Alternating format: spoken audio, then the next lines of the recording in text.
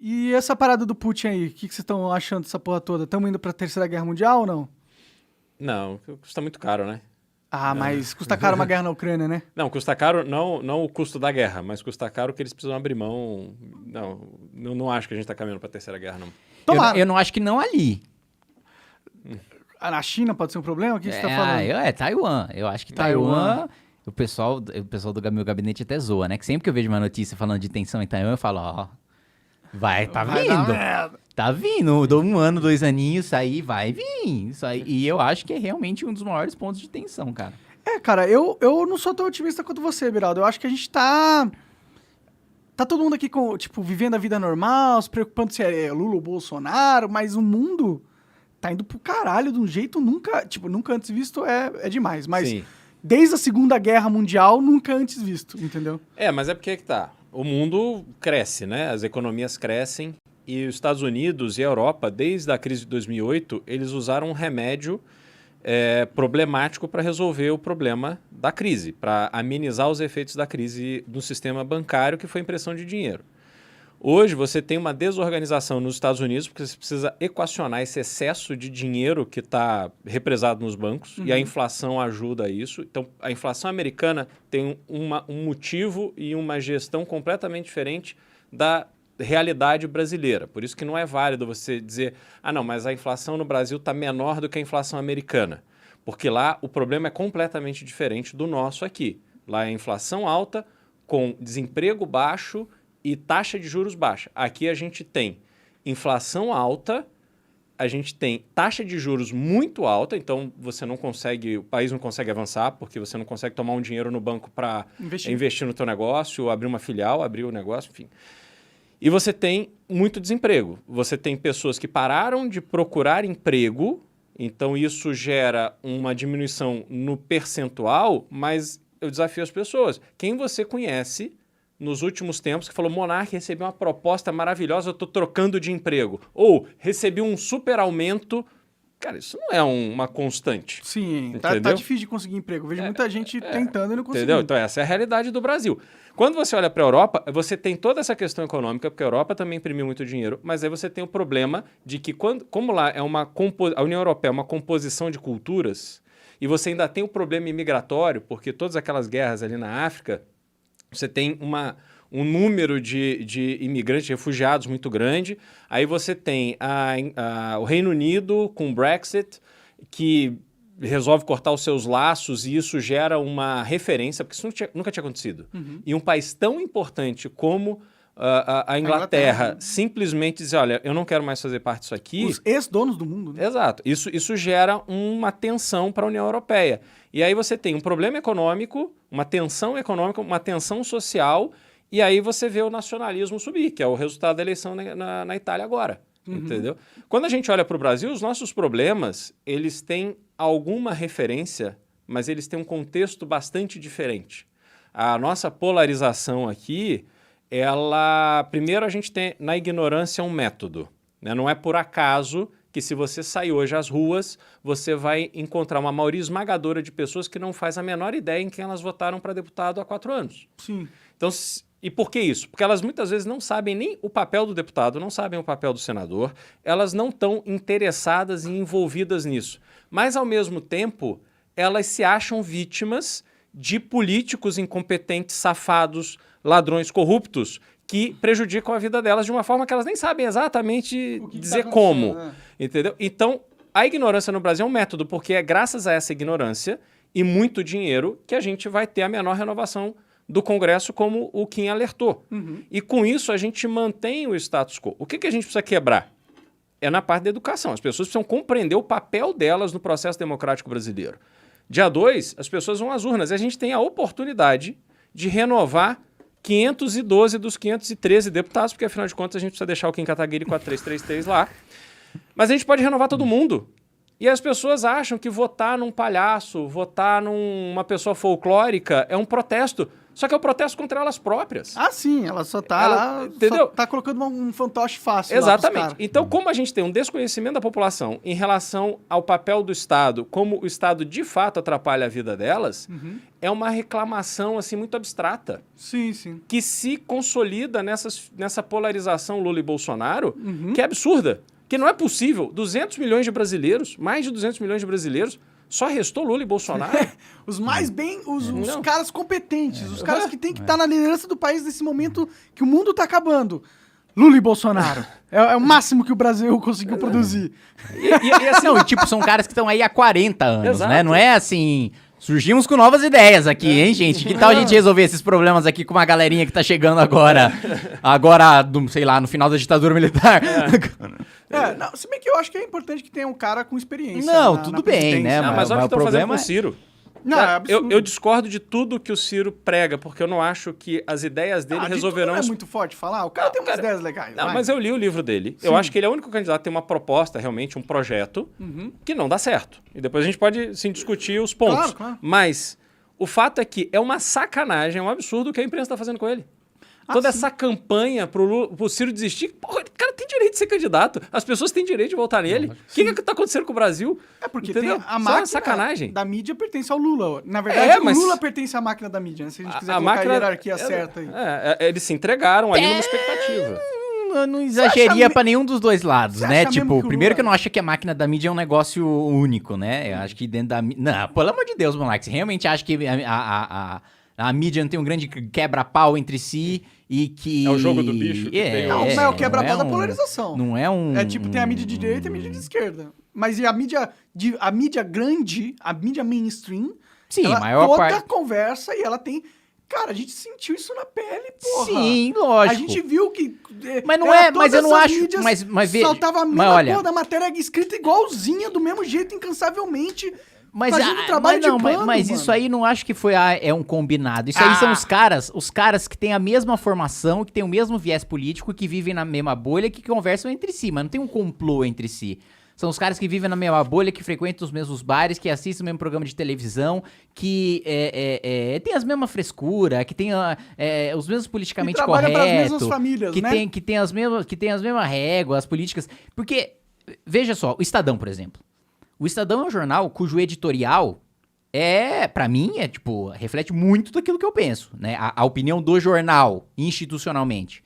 Agora, os jornalistas do Estadão, a galera que trabalha pro jornal, que não reflete a opinião institucional do jornal, mas é que faz o grosso e a maior parte das matérias do jornal, e editores do Estadão, estão numa bolha que é completamente oposta daquilo que o editorial prega. Daí o que eu digo não é que tem um grande... Os donos se fecharam e falaram, vamos fazer isso. Mas é que, a maioria esmagadora das faculdades de jornalismo tem uma galera que pensa da mesma maneira, tem professores que pensam de uma maneira, que passam isso pros seus alunos, depois quando o cara chega na mídia, esses caras se conversam, esses caras são da mesma turma de amigos, e esses caras ficam escandalizados com as mesmas coisas. Tanto que, muitas vezes até, o MBL usa isca pra pegar esses caras. Por quê? Porque esses caras muitas vezes acham um absurdo, coisa que pra gente, pro nosso público, é normal e até pega bem. Por exemplo, fiz um desafio lá pra arrecadação da minha vaquinha eleitoral, que era depilar a perna. E fazer uma transmissão ao vivo da depilando a perna. Foi assim, a pior coisa que tinha acontecido na minha campanha, eu vou me vingar pessoalmente do assessor que fez isso. Não, teve uma outra pior. Não, o quê? O que foi outra Jogar coisa pior? LOL. Ah, não, isso aí foi realmente bem triste. A segunda coisa pior. Aliás, o Beraldo jogou Dota esses dias aí. Eu fiz uma introdução pra ele. Tá iniciando bem. Não, e foi engraçado, porque a gente tava numa gravação e ele... Não, peraí, deixa eu só matar esse cara aqui. Ele já tava meio... Não, tá legalzinho. Legal. Não, muito bom. Fala aí, não é um bom jogo, Beraldo? Muito bom. Então, mas aí o que tava falando mesmo? Aí, enfim, a gente usa até isso como isca, né? Porque a gente fez essa depilação e tal. Aí o que saiu no Intercept? Kim Kataguiri transforma num show de horrores. Tinha um programa de não sei que tal ano. Eu lembro vagamente da tiazinha, né? Eu lembro que tinha tiazinha, não sei o quê. Era do... tiazinha era do Max Mion? Não lembro. Não era né? do meu, acho que era do Hulk. Era do Hulk, é. E aí falava que tinha um programa da tiazinha, que aí depilava a perna de homem, que era um programa machista, misógino Eu e lembro, tal. assistia pra caralho isso aí. Machista, misógino, não sei o quê, que pro Intercept é um grande escândalo, né? E o próprio lema dos meus desafios de vaquinha era, tipo, vergonha é usar fundão, né? Vergonha é utilizar dinheiro público de campanha. Aí eles vão lá e fazem uma matéria falando isso, que é um absurdo, que era machista, que era misógino. A gente soltou rojão lá na MBR. Falou, meu, que esses caras são muito burros. Porque eles pegaram, eles foram beitados, né? Eles caíram na isca. A gente pegou a matéria deles, começou a tirar sarro e a minha vaquinha cresceu 15 mil reais num dia. Ah, caralho. Foi o maior dia de arrecadação da vaquinha. Então funciona. Nem porque eu depilei a perna, mas porque os otários do Intercept caíram no nosso bait. Que gostoso. É muito bom quando isso acontece, cara. É muito bom. Quando a gente lança o bait, justamente por saber que os caras vivem numa bolha, de um barzinho que eles falam, nossa, que absurdo isso daqui, que nojo, não sei o quê. Oh, meu Deus, olha essas pessoas incultas. Aí, tipo, pro grande público, tipo, mano, vai se lascar. E essa é uma das grandes razões, aliás, pela qual o Bolsonaro ganhou. Uhum. Por quê? Porque a imprensa, né, e boa parte da elite intelectual do Brasil tá absolutamente descolada do que pensa a população. Aí a população fica puta com a imprensa e vota num candidato que se coloca como antissistema. Sim. Apesar de, na hora no poder, ele não se mostrar nada antissistema, né? Se mostrar mais sistema que muita gente. Mas... É que ele não se mostrou, ele foi cooptado. Né? O fato dele se mostrar antissistema faz com que a galera veja, porra, não dá pra continuar assistindo esses caras martelando um bagulho que vai diametralmente contra meus valores todo dia e ficar engolindo isso. Será que isso vai ajudar ele a ganhar de novo? Ou você acha que essa dinâmica morreu? Não, eu acho que a dinâmica existe. Enfraqueceu, né? Mas o discurso dele. Mas ele perdeu muita moral de... É porque antes ele era só uma promessa, agora a gente tem o que ele é de verdade. Né? Tem um governo cheio de fragilidade pra bater, né? O governo do Bolsonaro... Mas acho interessante que a gente fugiu do assunto, o mundo tá acabando, né? Porque é um assunto interessante aí, Sim. Mas eu acho que vem de Taiwan, de todo modo, eu acho que vem... Porque ali, eu tava até conversando com determinada representante dos Estados Unidos, que eu não posso falar pra não causar um incidente diplomático. Caralho, é importante. Mas de vez em quando eu faço umas coisas de deputado. Não, Fica só depilando a perna, jogando Dota. Que bom, né? E aí ele tava falando, olha, a gente não formalmente, né, assinou o compromisso de defender Taiwan caso Taiwan seja invadida. É claro que Taiwan é um caso completamente diferente da Ucrânia, porque, né, Taiwan é a última fronteira para a China invadir o Japão. E os Estados Unidos têm a obrigação de defender o Japão, né, desde a Segunda Guerra. Legal de compreender, de proteger o Japão, mesmo porque o Japão está com a Constituição americana desde lá e não mudou nada, né? Inclusive a obrigação de não ter exército, né? O Japão tem forças de autodefesa, ele não tem exército. Sim, sim. Mas para além disso, dessa questão do Japão, que o Japão está extremamente preocupado com isso também, uma das maiores preocupações do Japão hoje é uma invasão chinesa. Eu ficaria preocupado se fosse japonês. Não, eles estão muito preocupados, acredita, eles estão muito Eles preocupados. têm bomba atômica, pô, através dos Estados Unidos. Não tem como a China invadir. Aí que, por isso chama-se Terceira Guerra Mundial. Mas tem outro ponto também de Taiwan. Acho que mais de 70 ou 75, 80% dos semicondutores que os Estados Unidos utilizam são produzidos em Taiwan, com tecnologia americana. Então, se a China toma Taiwan, os Estados Unidos têm semicondutor da noite pro dia. Que é muito importante pra fazer míssil e essas coisas. E eles têm a tecnologia, mais do que fazer pro mercado inteiro deles, né? Eu sei. Mas pensando no caso de uma guerra, né? Sim. Mas mesmo assim, imagina ficar sem computador, sem celular, não... Não, sim. Sem a produção de tudo isso. Sim, é muito importante ter essas paradas aí. Então, cara, se tomarem, eles não vão ficar do dia pra noite sem semicondutor. Eles vão ter que tomar uma atitude. E aí... Mas essa atitude está sendo tomada aqui. Assim, eu não acho que hoje as armas são tão poderosas que você entrar numa guerra mundial, realmente assim... Você acha meio Guerra Fria, assim? Porque não faz sentido eu começar Não, a agredir... Não, é mais ou menos. Você tem muita coisa nos Estados Unidos produzida na China. E, obviamente, essas estratégias estão mudando. Mas há uma relação comercial muito forte. Não, mas a Guerra Fria é essa tensão. Sim, não, é isso que ele tá falando, que é por isso que é fria. E por isso que ele acha que vai continuar fria. Entendeu? Tá, entendi. É isso, entendeu? Assim, porque as armas são tão poderosas hoje em dia, um drone, cara, destrói uma área imensa. Sim. E você não tem nem o risco do piloto, do caça. É um drone. A pessoa tá lá em Washington pilotando um drone em cima da China. Sim, sim. Então, É tipo o Monark jogando Flight Simulator. Entendeu? Todo mundo tem essas armas. Matar ficou fácil hoje em dia, né? Você mata numa tela. Né? Você aperta o botão, cai uma bomba, mata um monte de árabe. Você não fica nem com remorso. A de árabe eu Parece que posso é um- falar, né? Porque eu sou árabe. Você tá no seu lugar de fala, né? Você pode falar sobre matar árabes. Não, mas é o que os Estados Unidos fez e faz durante anos, durante Agora décadas. você meteu uma crítica anti-americana, agora você pode. Caralho. Ah, Tá agora liberado, você tem tá liberado. salvo-conduto. Entendi. Mas então assim, eu não acho que vai haver isso. Eu acho que hoje tem um interesse econômico muito mais forte do que o interesse de soberania. No fundo, é tudo grana. E essas operações multinacionais. A China depende dos Estados Unidos, a China depende de um. Hoje, o maior detentor de dívida americana são os chineses. Porque os chineses veem nos Estados Unidos uma âncora de estabilidade. Sim, sim.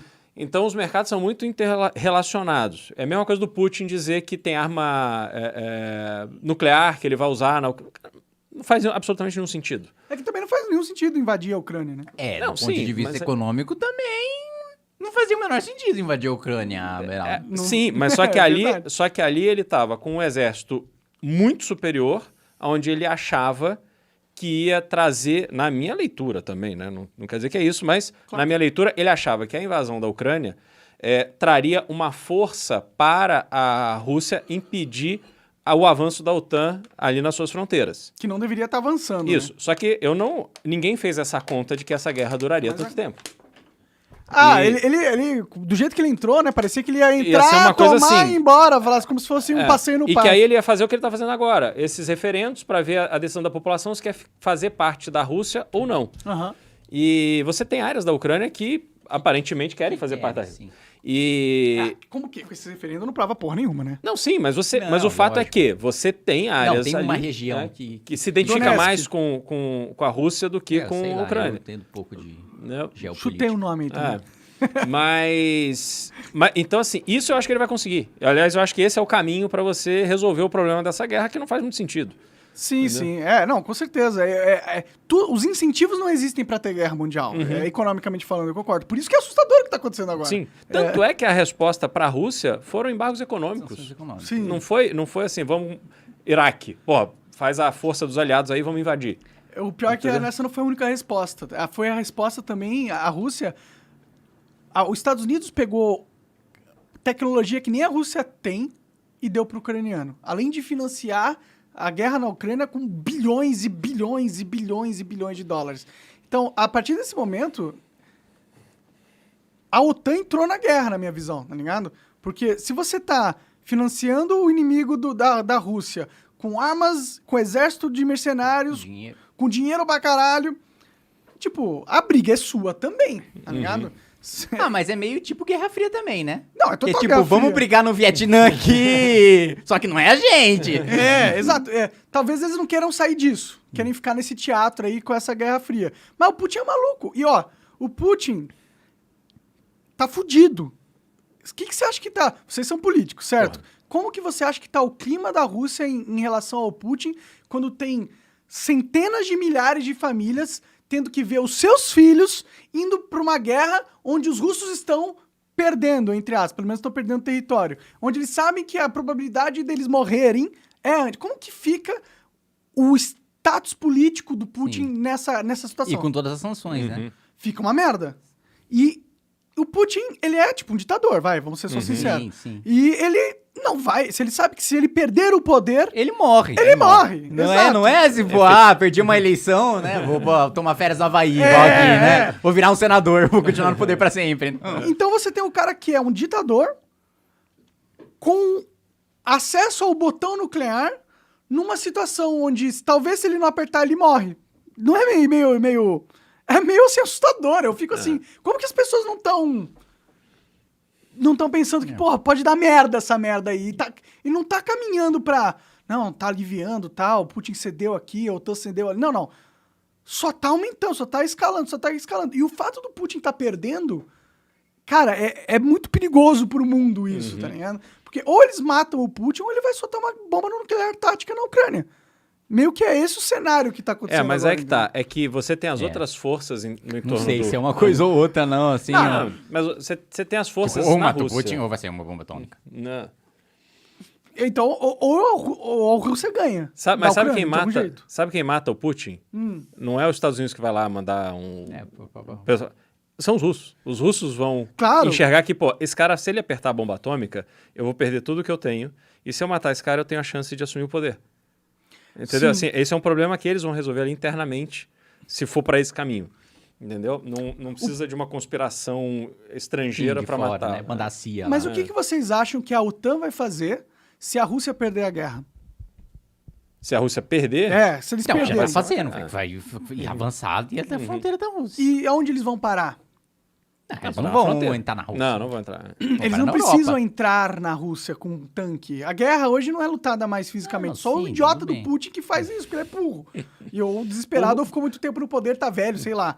Mas a guerra hoje é uma guerra híbrida. É uma guerra que vai no fronte econômico, vai no fronte midiático, psicológico da população.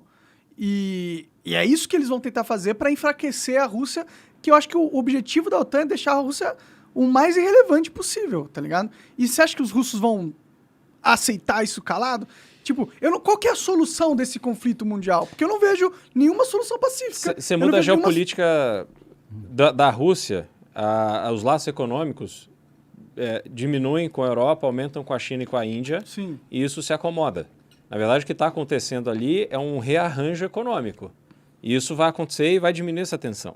Mas vai aumentar. Eu não acho que vai diminuir, porque quando fizer um rearranjo econômico com os blocos asiáticos, orientais, sei lá como quiser chamar, você vai ter um fortalecimento de onde você tinha um mundo onde geopoliticamente você tinha uma hegemonia do poder ocidental e você vai estar transitando para um mundo onde você tem uma polaridade hegemônica. Você tem uma outra...